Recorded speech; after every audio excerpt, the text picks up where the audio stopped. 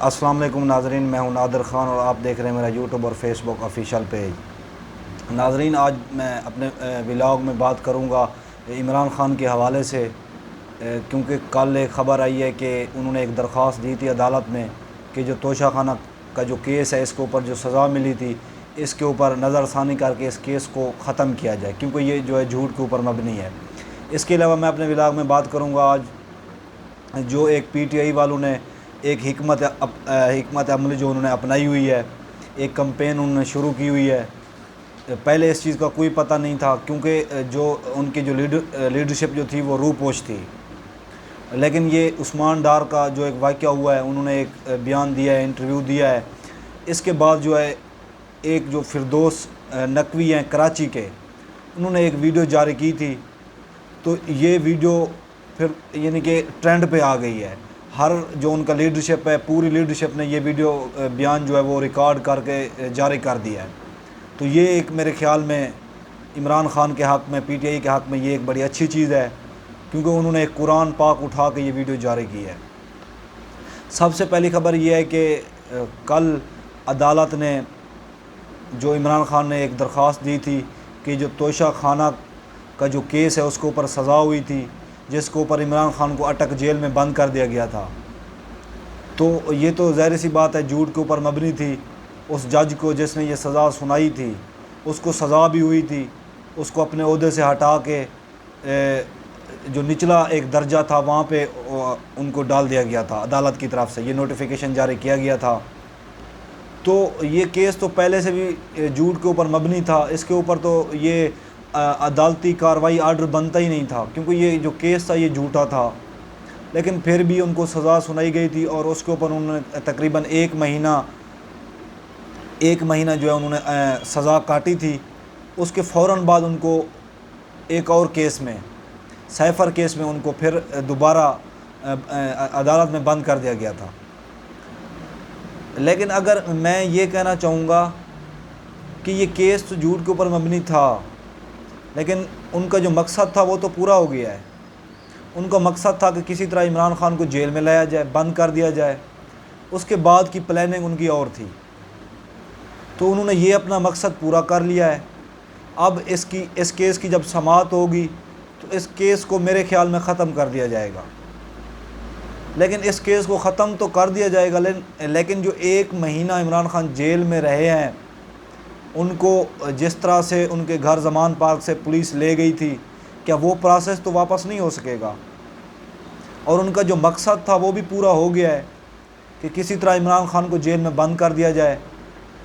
تاکہ وہ روزانہ جو ایک اپنا ویڈیو پیغام جاری کرتے تھے اپنے کارکنان کے نام، اپنی پارٹی کے نام، وہ بھی بند ہو گیا ہے۔ اب میرے خیال میں ان کے ساتھ ایک بہت بڑی زیادتی ہوئی ہے۔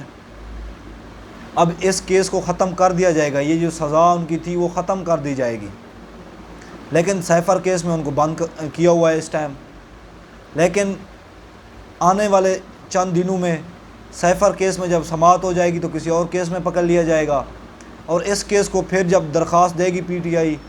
پھر اس کو ختم کر دیا جائے گا۔ لیکن میرے کہنے کا مقصد یہ ہے کہ یہ سارا پروسیس تو چلتا رہے گا، گرفتاری ہوتی رہے گی، پھر اس کو جو ہے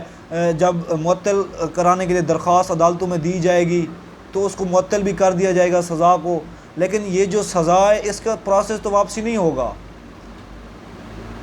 یہ تو ایک بہت بڑی سزا ہے، یعنی کہ ایک بندے کے لیے جھوٹ کے اوپر مبنی جو کیسز ہیں، جو کہ ہر بندے کو پتہ ہے کہ جھوٹ ہے، اس بندے کو جیل میں رکھا جائے، مختلف اذیتیں دی جائیں، اور اس کے بعد پھر کچھ آنے والے دنوں کے بعد اس پروسیس کو، یعنی کہ جو عدالتی کارروائی ہے اس کو ختم کر دیا جائے، سزاؤں کو معطل کر دیا جائے۔ لیکن یہ تو پروسیس واپسی ہو سکتا ہے عدالتوں والا، لیکن جس آدمی نے جیل کاٹی ہے کیا وہ اس کا ٹائم جو ہے وہ واپس آ سکتا ہے؟ وہ تو نہیں آ سکتا۔ تو اس کا مطلب یہ ہے کہ عمران خان کو بے گناہ سزا دی جا رہی ہے۔ یہ ایک جھوٹے جو کیسز تھے اس کے اوپر ان کو سزا دینے کا مقصد یہ ہے کہ ان کو کچھ دنوں کے لیے جیل میں بند کیا جائے، تاکہ وہ اپنے جو کارکن ہیں، ان الیکشن کمپین آگے آ رہی ہے، الیکشن آ رہے ہیں، وہ الیکشن کمپین بھی ٹھیک سے نہ کر سکیں۔ اس کا یہ مقصد تھا۔ اس کے علاوہ میں آج گفتگو کروں گا تفصیلی طور پہ جو پی ٹی آئی والوں نے ایک کمپین شروع کی ہوئی ہے. عثمان ڈار صاحب کا واقعہ جو ہوا تھا وہ تو آپ کو پتہ ہے کہ ایک پلانٹڈ انٹرویو تھا، وہ دلوایا گیا ہے عثمان ڈار سے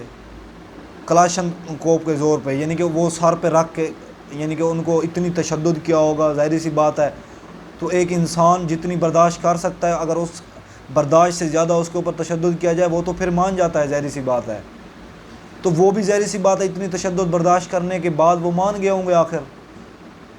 تو ایک طرف تو انہوں نے انٹرویو یہ دلوا دیا ہے، لیکن ان کی جو لیڈرشپ ہے وہ اپنے بیان میں یہ کہہ رہی ہے کہ عثمان ڈار پہلے بھی پی ٹی آئی کا حصہ تھے اور اب بھی ہیں، یعنی کہ اس جو یہ پلانٹڈ انٹرویو تھا اس کی کوئی حیثیت نہیں ہے. لیکن اس انٹرویو کے بعد یہ ایک حکمت عملی جو آئی ہے کہ ہر جو ان کا لیڈر ہے، جو ٹکٹ ہولڈر ہے، وہ ایک قرآن اٹھا کے حلف دے رہا ہے کہ اس طرح سے عمران خان نے ہمیں کوئی بات نہیں کی کہ جو حساس تنصیبات ہیں اس کے اوپر حملہ کر دو میری گرفتاری کے بعد، یا فوج کے خلاف کوئی باتیں کرو، آرمی چیف کو ہٹانے کے لیے اس طرح کا جو حرکات کی گئی ہیں. یہ اس کا مطلب ہے کہ یہ سارا کچھ پلانٹر انٹرویو تھا. یہ اس چیز کی تصدیق کرتے ہیں یہ جو بیان آج کل آ رہے ہیں. اور اس طرح کے آگے جب بیان آئیں گے تو ظاہری سی بات ہے نا، پھر یہ عوام نہیں مانے گی. اب پھر بھی کچھ عوام مانتی ہے کہ یہ اب اغوا ہونے کے بعد، گرفتار ہونے کے بعد اپنی مرضی سے دے دیتے ہیں بیان. لیکن جب ایک آدمی قرآن اٹھا کے حلف دے رہا ہے کہ میں اگر اس انٹرویو کے بعد کوئی میرا ایسا انٹرویو آیا تو وہ جھوٹ پہ مبنی ہوگا یا پھر میری مرضی سے نہیں ہوگا، یعنی کہ اس کا مطلب یہ ہے کہ وہ زور زبردستی دلوایا جائے گا. تو اب میرے خیال میں یہ جو ایک کمپین تھی، پہلے پریس کانفرنس، پھر ٹویٹ، پھر اس کے بعد آج کل یہ ایک نیا طریقہ آیا ہے کہ کسی اینکر